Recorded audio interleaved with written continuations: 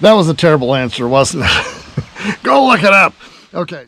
Hey everyone, this is Martin, and we are continuing the series of the hands-on homestead house build, and we're building our house down here on our place. And today we're just getting started on laying cement blocks for the basement. And I would have filmed this, but by the time we got to the point where I was ready to start setting corners down here, it was so late and we'd worked so hard and long that day, and I was tired and grumpy and I didn't feel like videoing, but we will get the corner set on another video because we still have quite a number of them to do. But this is the area that's around our bomb shelter, as I refer to it. Normal people would call it a storm shelter. So it's the storm shelter area, and it's 12 by 16 because it's also going to be doubling up as food storage, where we're going to be storing the tubs of the freeze-dried food and canned goods and things like that. So that's where we're at right now. This is one of the corners to that. And the corners are set on the footings, even though you'll see in the last video we talked about why we did the slabs and the footings in the order that we did them. And when you're setting the blocks, and we're going to be filming more of the block laying today, but when you're setting the corners or starting the block laying, you really are supposed to start at all four corners of the area that you're going to be putting the blocks on. And mainly that's to set the elevations at each of the corners exactly the same, so that you can run a string line that fits between, that goes from corner to corner, and so that as you lay the blocks in between, you'll be able to line up the leading edge of the block with the string and keep them all straight. You'll also have to level them both in this direction and in that direction. And so you need to have a little level. And then I usually keep a little bit bigger level over here to, kind of level the corners, make sure I'm running vertical with a level as well. So anyway, we're going to start that today. I've got all four corners of this room here laid. We've got a doorway that we need to establish here. But block laying is the next part. It's not complicated, but it is hard work because they're heavy. So we're going to get started on this. Make sure to subscribe, hit the notification bell, and follow along. Don't be afraid to ask questions. There's no such thing as a stupid question. So ask questions in the comments below.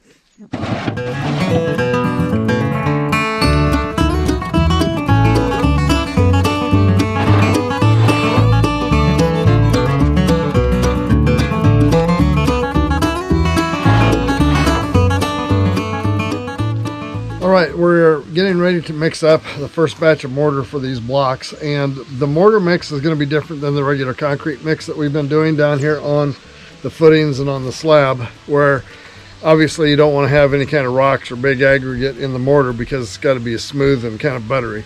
So, okay, we're adding sand, Portland cement, and lime. And there's some debate on the use of lime anymore in cement. And, I don't know.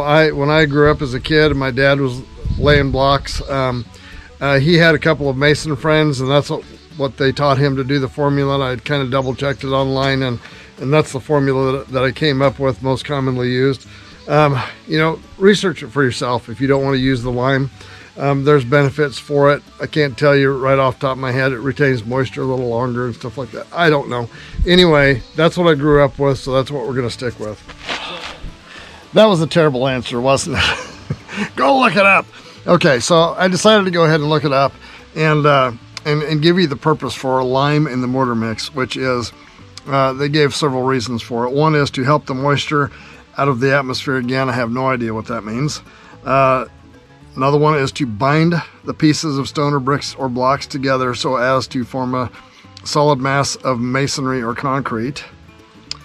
Contributes to the durability of the system. Doesn't say how, but that's one of them. And here's another interesting benefit, I guess, to the lime. It says it prevents problems with water ingress into the building or through the wall. So I guess there's a number of reasons that they don't really say why specifically lime. They just give you a whole variety of reasons why adding lime to the mortar mix is beneficial and adds strength to the mixture.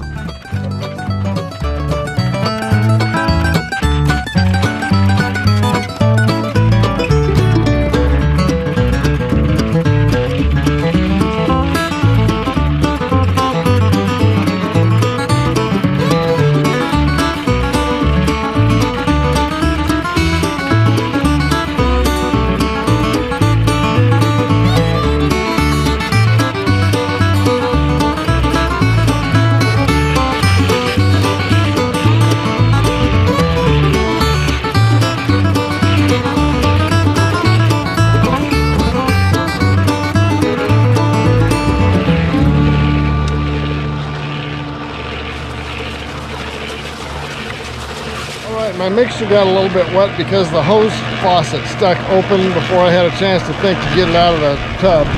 So we're a little wet. That's going to happen occasionally. When that happens, just sprinkle just a little bit more of the Portland cement in there. That will help stiffen it up.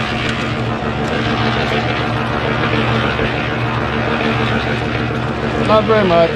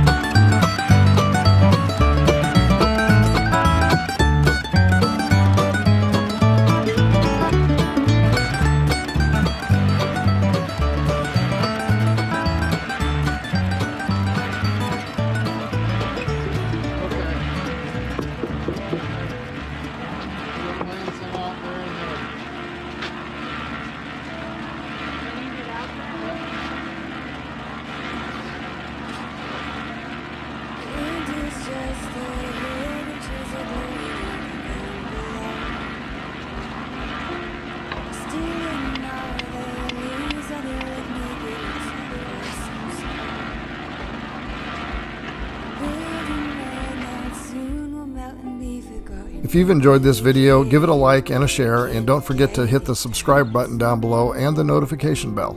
See you next time.